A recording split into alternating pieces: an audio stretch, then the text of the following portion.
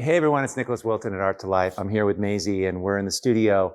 I'm standing in front of a really large painting. It's an 8-foot painting that I haven't done before, this size.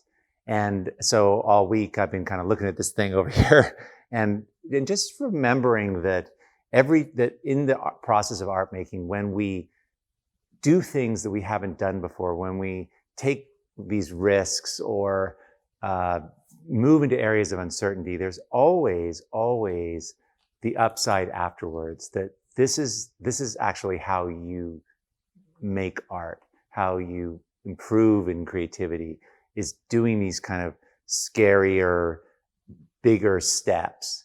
And there's actually a relationship between the degree of risk and challenge you're willing to endure, and the sort of the amount of learning you're going to do and what's going to come out of it. It's not exact, but there's the bigger the question mark, the bigger the aha or the answers that sometimes you get afterwards. So that's kind of what I'm talking about today. I just wanted to go over a couple of the things I've been thinking about as I've been working over there, looking at this picture, a couple points about stepping it up and up leveling your work.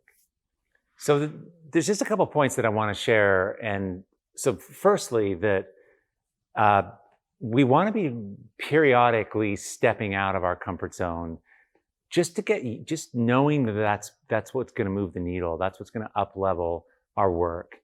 And that just has to happen like multiple times a year. And that is the way we improve. And that's just normalizes it. It's just garden variety art making, that we are going to step it up in some way, changing the scale of something, or trying a different palette, or using different materials, or whatever the thing is. But we have to impose that upon ourselves. And it's hard sometimes when we figure it out and we're comfortable in the thing. And I've just went through a whole long 4 or 5 months of just doing the same kind of thing. And it's amazing how you just can kind of get lulled to sleep. So I'm just remembering this, because this is this new thing here, this big white rectangle, this big question mark is bigger for me. And so it's reminding me, and I can feel the energy that comes from taking on something that is beyond you a little bit.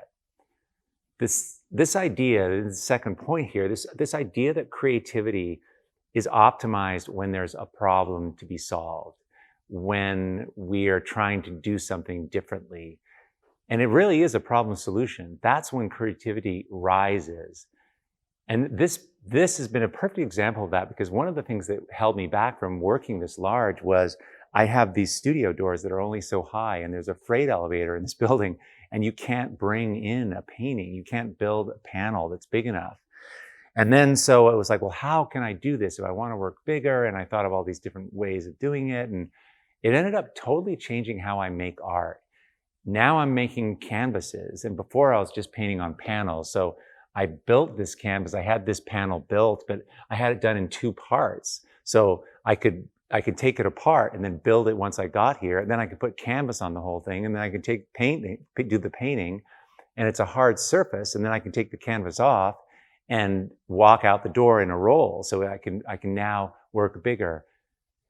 Those are the things that kind of wake you up in the middle of the night. It's like, oh, perfect. And that's kind of a newsworthy for me. It's exciting. Just the process of getting ready for this thing has been exciting. So the whole energy, I could just feel the whole thing is kind of, it's rising, which is the first good sign that you're going to be doing something that's different. And creativity loves that. And then the other idea is that when you don't know what to do, you have to kind of look behind you a little bit to see what you've done in the past, to leverage the things that you know about, those fundamentals, the things that it makes you check in with what was worked for you. And then there's the creative problem of, how do I take that and then use what I know, like leverage that to then do this new thing, this different thing? Is the brush is going to be different? Is the paint buckets? And in my case, I'm now working with these big, huge buckets. It's changed the way I'm mixing paint. It's changing the way I'm buying the paint. Everything's being changed right now. And it's exciting. And I'm more excited about this damn art making thing that I've been for a long time. And it's because I presented myself with a problem. This is my new problem here.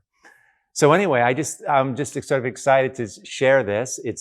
I don't know where this is going. The problem, or the hard part, is that when you go into something bigger that you haven't done before, and it doesn't matter if you're just starting out, for someone's just beginning, it might be taking a drawing class, or it might be showing somebody something that you've made if you've never done that before.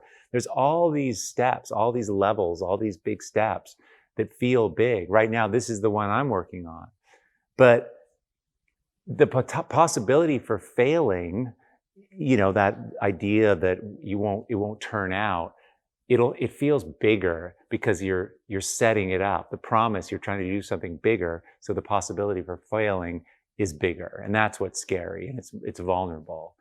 But as we all know, again, that the upside of this thing, it isn't about you're going to fail bigger. You're just going to learn a lot really quickly, which is always good. So that's a really positive outcome when you step towards these kinds of challenges. So anyway, that's what I'm thinking about this week, and probably I'm just excited to kind of get going on this thing. So I thought I'd share with you what I'm doing, and I'm super curious about what you're doing to up-level your art and your practice right now, or maybe what you might be now thinking about doing, because it's contagious, right?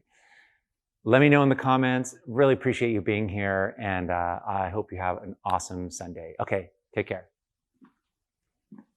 Hey everyone, if you found this helpful, I have a whole lot more to teach, share, and inspire you with every single week. So please join the Art to Life YouTube channel by clicking the subscribe button below. Okay, great. Let's do this.